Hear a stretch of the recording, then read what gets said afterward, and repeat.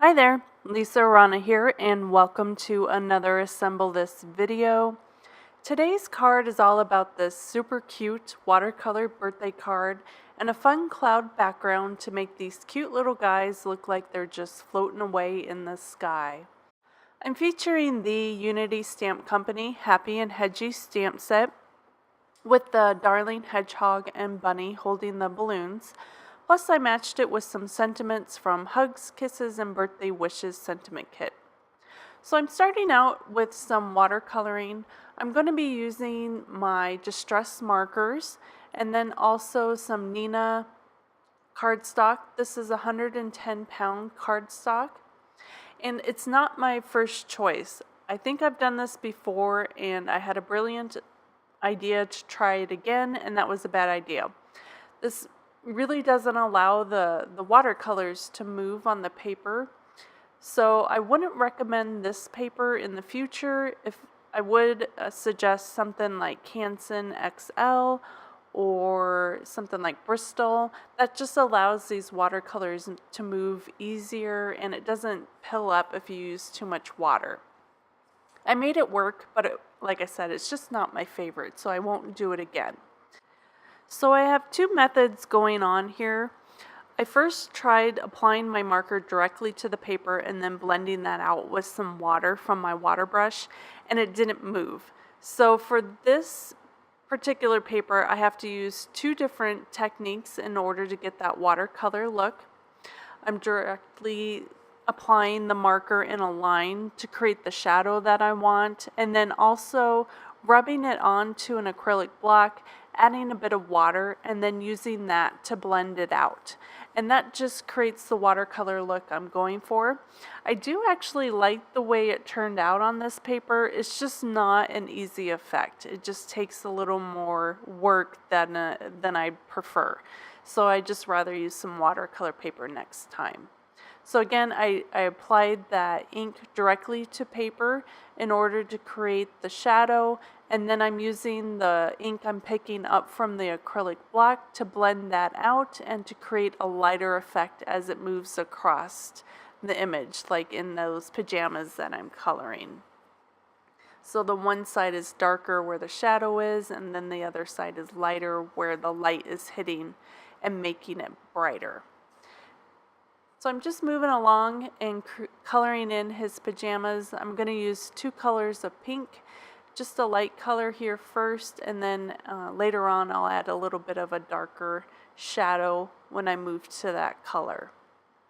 Isn't he cute with those little pajamas? I just love the polka dot pajamas. I'm guessing they're pajamas, I don't know. But that's what I like to think he's wearing, is pajamas. A hedgehog in pajamas, like, that's really cute. So now that the hedgehog is all colored up, I'm going to move on to the balloons. Doing a little bit of orange here, and again using the same technique, applying my marker directly to paper and then picking up the ink from an acrylic block with some water to kind of blend it out. This marker really needed to be re-inked, so I'm really have to work a little bit harder with the orange here. But again, I don't know, I just really like the way it turned out on this paper. As hard as I am working to make it happen, it has a fun little effect on the watercolor. Next, I'm moving on to a little bit of green.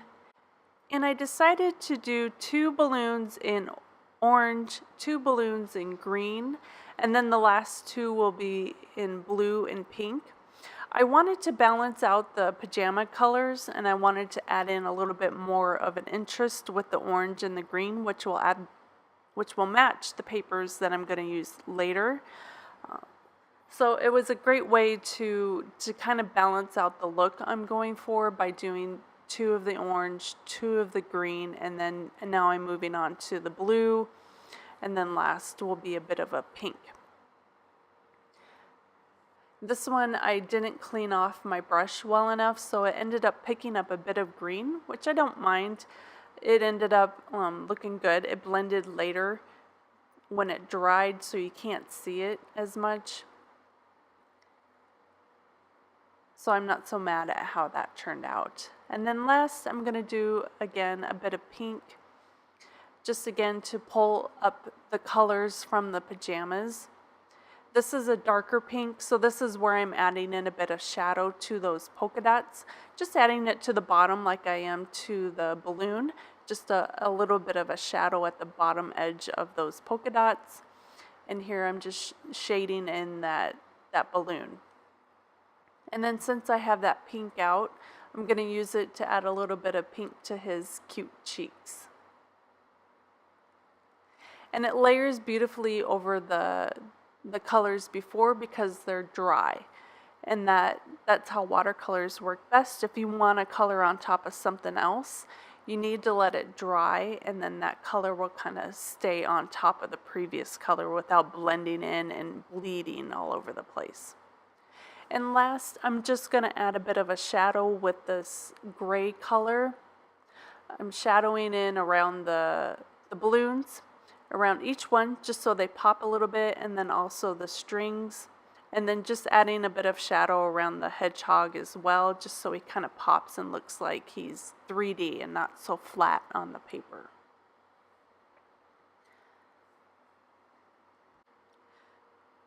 And last, I'm going to add in a little bit of highlight. This is not something I normally do, but I thought it would be fun since these images are so cute. Just adding a bit of highlight to those balloons, a little bit to his cheeks. I added 3 little dots, and then adding a little bit of highlight to his fur as well. And that's just a white gel pen, just to add highlight. Next, I'm moving on to create the background. I have created some masks. This is just copy paper. I stamped my image on copy paper and then trimmed those out really close to the lines, and then gluing that down just with some repositional tape adhesive. And now I'm going to use 2 colors of Distress inks to create the cloud background. I have this fun stencil from My Favorite Things. You could also create your own just by using some scissors and to create a bubble pattern. If you have some bubble edge die cuts, you could also use those as well. So you don't actually have to have the stencil to create this. You could create your own, but it does make it super easy to make this cloud background. And again, I'm using 2 colors to create some interest, and I like the way these 2 blues and greens kind of go together. So I'm just moving my stencil up as I go along, picking blue, picking a little bit of green, not really thinking about it too hard, just kind of using them both.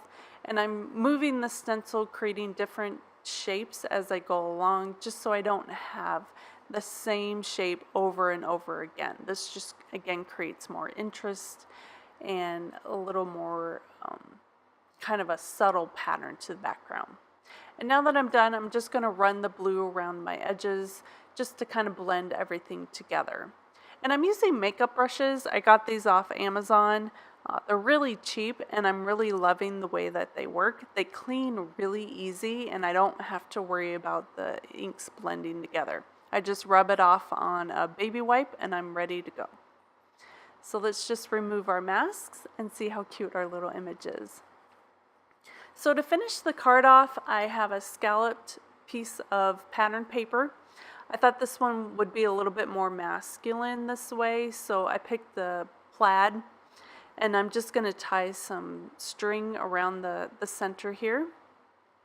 And I like a big bow with long tails, so I'm going to leave that as it is right now, and then pop up my center image just right in the middle.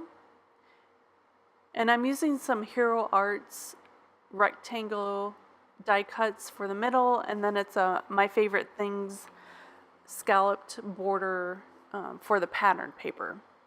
And now that I have my image all set, I'm trimming up the tails on my bow, and then last popping up my sentiment right in the center there, right next to the bow. So here's the finished card with this adorable hedgehog holding on to those pretty balloons and floating along against that amazing cloud background. I decided to keep the embellishment simple, so the watercolor image is the star of this card, and you just get to really enjoy the adorableness of that hedgehog. He does have a buddy, and it's the bunny in this set, and it's basically the same technique that I used on my second card, just changed up the placement of the sentiment, and it just makes for a super cute card set if you did want to give it away. I'll have all my supplies listed below. Thanks so much for joining me today. I hope you enjoyed, and I'll see you next time. Bye!